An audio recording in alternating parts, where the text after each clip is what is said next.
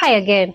I want to discuss something else that I really paid attention on when I was writing this book, and those are the tenses.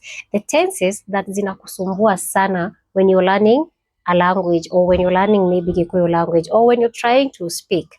And let me tell you, if there's something I did that imechukua a lot of pages, are the tenses, because the tenses are so many in the Gikuyu language, and I have showed you how to use them, or like literally how you hear people speak.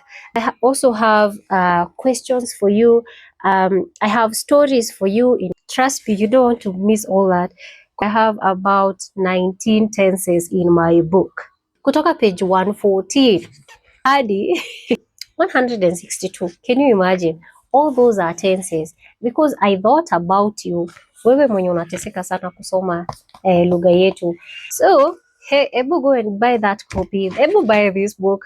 You really want to learn the Gikuyu language, go get the book. Hizi ndio tenses vile nimezigawanya hivi for you. Nimekuandikia even the negation is hizo tenses, yeah, and how kama unapeana story how you would put them. So ebu get the copy, ebu get this copy. Yeah, usiachwe nyuma. Ha.